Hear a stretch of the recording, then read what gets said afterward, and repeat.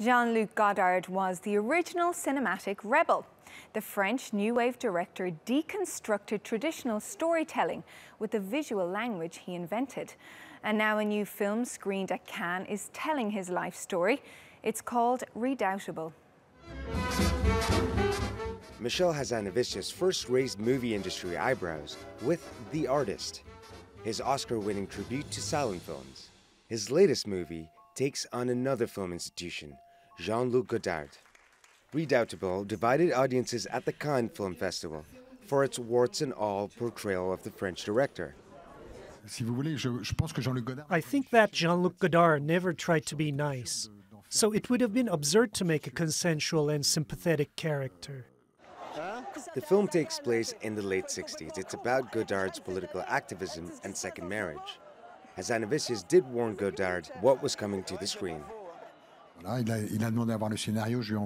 He asked for the script. I sent it to him, and I had no response. I wasn't expecting one either.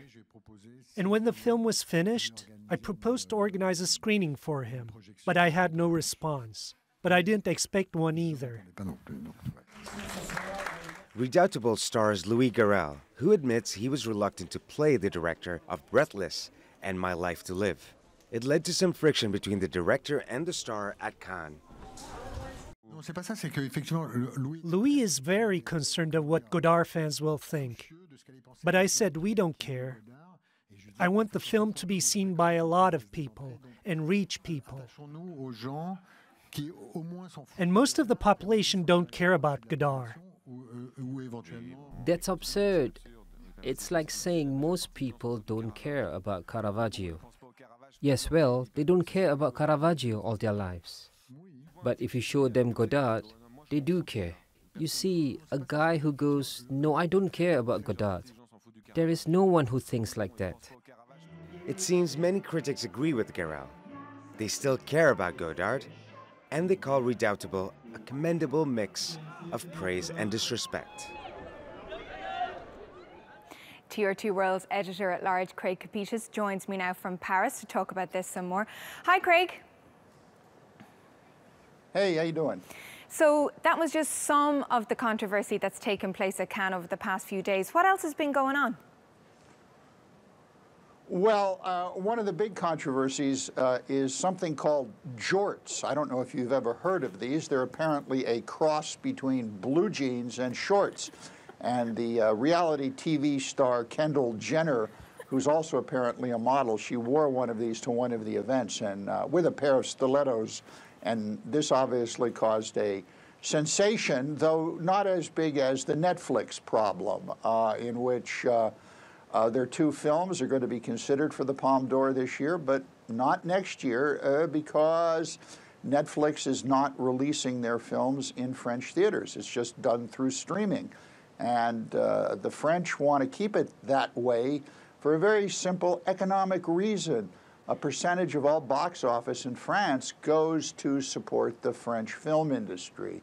And this is locked into the DNA of French culture.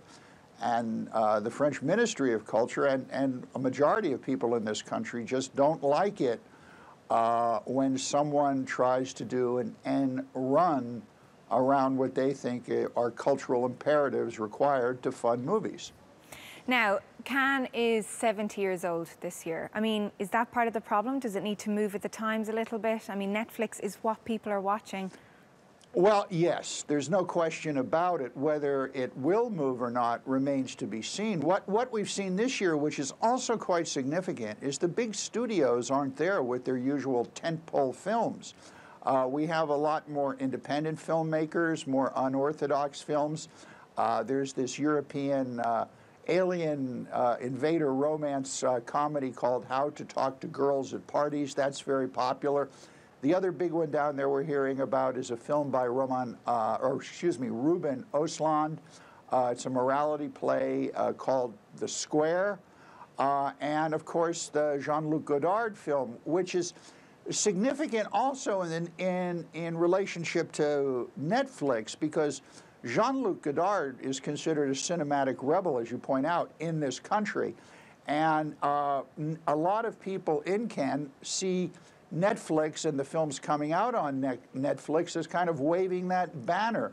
So although a lot of people in France, want films released in theaters so it can support the economic filmmaking model, there are quite a few people who are saying, hey, we have to change with the times. And by the way, this issue is going to go all the way up to the Ministry of Culture and the newly elected government of President Emmanuel Macron, because these are the kind of disruptive changes that many people in this country say are required to make France more competitive in the world. Can we just talk about that a little bit more? You talk about the economies of movies there. But, I mean, yes, box office is a big deal, but I mean, the fact is that people are just watching movies at home now or streaming them illegally. So how can a dinosaur of, the film industry like Cannes really move with the times, like I said, economically as well? Well, look, you're right, and a lot of people would agree with you, but we have something here in France called the French persistence. And the French find it very difficult to give up their special ways. And the Cannes Film Festival is the highlight of how the French movie industry operates. Although they bring in people from all over the world to be the judges, the fact remains that it is a French event, and the French want to keep tight control over it. However, if they keep Netflix and other streaming services out of contention for awards here, in the long term, it's only going to hurt the Cannes Film Festival, and it's only going to give operations like Netflix more free publicity. Now, everyone wants to see these two Netflix films that are coming out. Why? Because Cannes made a big deal about them, and both of them were received quite well down there. Okay, we look forward to see where this goes. Craig Capitas in Paris, thanks for joining us on Showcase.